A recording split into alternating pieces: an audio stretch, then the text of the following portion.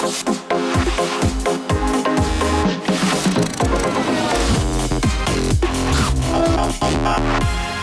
to Polygon Division. Today I'm going to be showing you how to create and simulate the effects of a CRT monitor. So you all are familiar with pixels.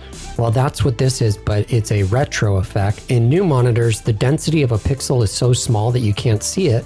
But back in the day, pixels were a lot larger. In fact, they were 640 by 480 on old television sets. And you could actually, if you got close enough, see that RGB separation in these little bars. So let me show you what I'm talking about. So here's an example of what a CRT monitor looks like up close up. And you can see each square is a pixel and it's comprised of 3 strips, red, green, blue. Each color comes through at a different brightness. When they're all completely bright, it makes white when you're standing further back. Okay, so what I want you to do before we start working on this texture, I want you to stop the video, go to the bottom of the page where the description is, and download the CRT preset PSD files and move them into a project folder. I've provided several presets that I built out in Photoshop that only take a few minutes to build out. You can download those in the details. Okay, so here we are inside of Photoshop, and I just wanted to show you quickly the different textures that we can load up and how this works. So you can see I've got 3 layers, red, green, blue. And if I turn them off, you can see they're just separate. If I want to see all of them, I can set it to add. The red channel is the first mask and the image gets separated. So when we split the color, it just goes through this one. Then I gave you also a horizontal version. So you can see here, and this one looks similar, but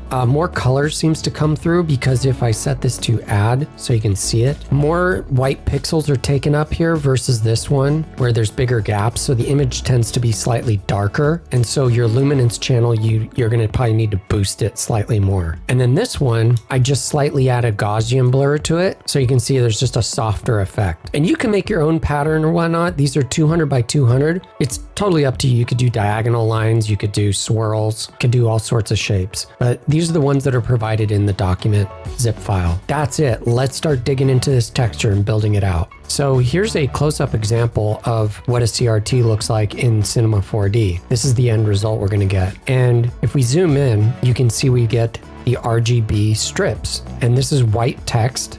And so from further away, it looks white. You can see here, if we go to the blue, only the blue is lit up and there's a little bit of green and a little bit of red barely coming through, and it's making this blue panel. And this is a sample from my graphics of my bumper. I want you, while you're following along, to be very mindful that you're plugging in the correct nodes in the correct order. It can be a little bit tricky to accidentally flip which texture you're adding, so just be careful. So first what we need to do is we need to load up a texture. I'm going to leave the preview on and I'm going to take this and duplicate it. I'm going to call this one texture R for red. This one's green and this one's blue. I'll put B. And you need to give yourself enough space. And we're going to take this texture, split it out, and then mask it with these. So I'm going to select all of these and give them the color of green. Make it a little darker. There we go. So this is going to be, these ones here are going to be the masks. We're going to need a color layer to blend all of these together.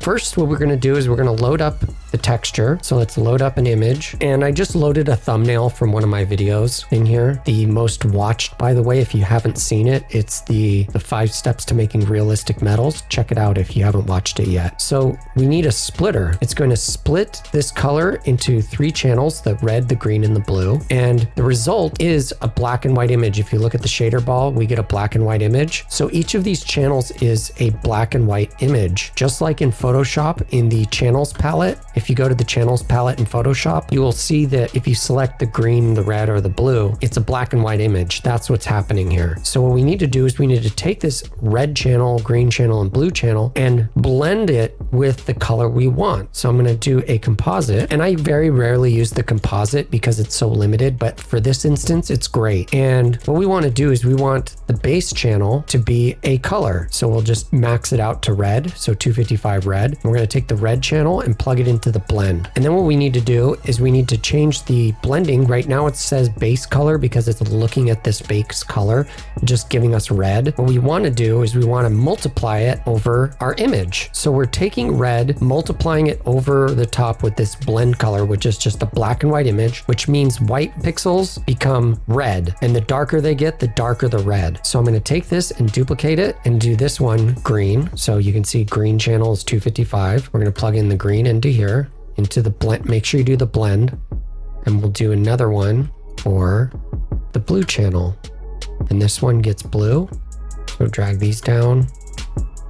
Also, I've noticed it's a little buggy with the color swatch selector. Just double check and make sure that your red channel, your green, and your blue are those colors. I've noticed it resets for some reason. So let's, in each of these masks, let's load up the provided pixel shapes that I've given you. So if you haven't downloaded that, go to the YouTube video description and you'll see a zip file to download. Go ahead and download that and just use what I created. The one I'm using is called CRT Pixel, and you can see it's showing us one of the channels. It's showing the blue channel because that's the top one, and it's basically just a bar with some lines through it. And I'm going to select red, and it doesn't unfortunately update to show you what you've selected in here. And we'll do the same thing for this one. Select green, and this one's blue. Select blue. So then just double check to make sure you've loaded it in correctly. We've got CRT Pixel red. This one should be drop down green, and this one says blue. Verify, because sometimes they reset for some reason. Okay, so we have 3 colors that we're going to be blending. In our layers, we need to enable 3 channels, and you can see right now it's got the mask and the color profile for 2 of the layers. We need to bring up the color and the mask. I'm holding control and clicking these dots, and we're going to take the color, put it into layer 1, put this one in layer 2, and this one in layer 3, and then the mask goes in. So mask, mask, mask. So if you did this correctly, your shader ball will update and you'll see 3 bars, red, green, and blue, and we'll just leave it like that for now, and we'll plug in the layer color into the color channel. And if you don't have emission showing, go to emission and bring that in, and bring in the weight as well. We're going to drag in the color into the emission. And right now, if I just select any one of these masks, we'll do the red. The scale is how many times it loops and tiles. Right now we just have 1, so we'll have 1 big pixel. We don't want this. We want it to be the same size as our document. So I'm going to select all 3 of these, and I'm going to set it to 1920 by 1080 because that's our image size. And there we go. We're going to set up a controller to do this so we don't have to manually enter them in. But for now, let's just check our work. So I just hit the IPR load, and you can see it looks like a normal image. But if I go close, there's our CRT monitor lines. And if I zoom in, there's the bars. And I can even zoom in even closer, and you can see the notches taken out, the screen mesh. So from far back, this looks like white. I want to control the pixel size, because right now, if I'm back here, I want to actually still see the design of those textured pixels. So to do that, we need to control the mask scale. So I'm going to command click it and do that for all 3 of these. And what we need to do is we're going to make a controller. So we know we have the size, so I'm going to add value. And we have 3 values we're going to plug in. We're going to do the value of the brightness. So I'll type in brightness. Select this one, and I'll change it to red because they're controllers. And we'll just plug in brightness into the weight. So you're going to command click the weight of the emission, plug it in, and this input is going to be an integer, and we'll set it to 3. So brightness is set up. Next, we have image size. So to get this equation to work properly, we need to get the actual image size. So we'll plug that in here, and it's not a float. We need a vector, but it needs to be a 2D vector because we've got X and Y. We'll plug in 1920 by 1080, and then we need pixel size. And we're going to take pixel size and change this one to an integer. And this is how many divisions it's going to be. We want our pixel to be 6 times the normal size. So I'll put 6. And next, what we need to do is we need to do a math equation. Super simple. We'll go to math, and we're not doing color. We're not doing floats because float's 1 number.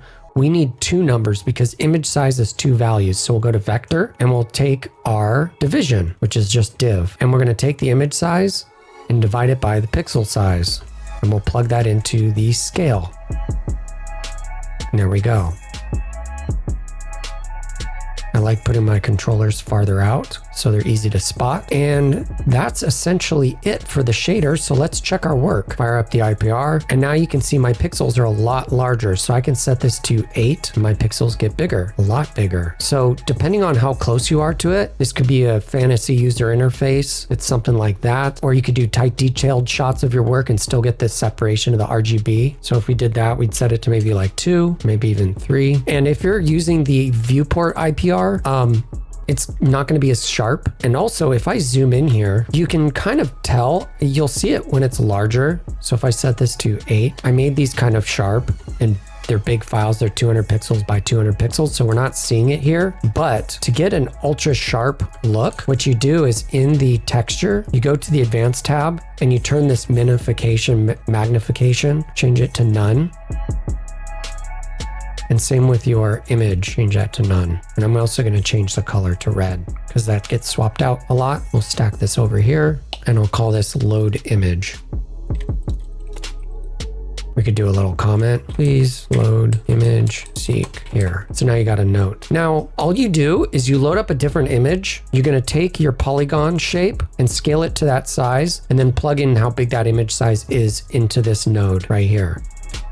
So there you go. You can see the highlight here is showing all of the colors.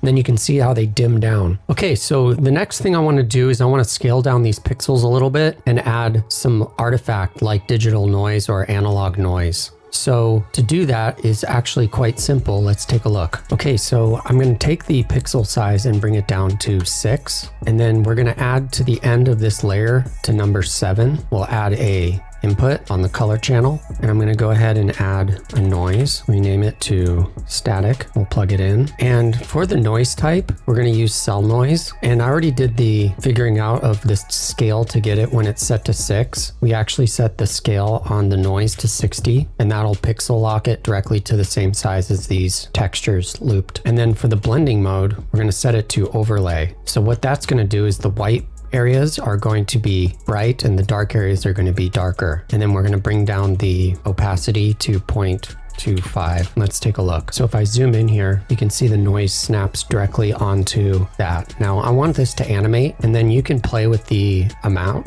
the opacity amount.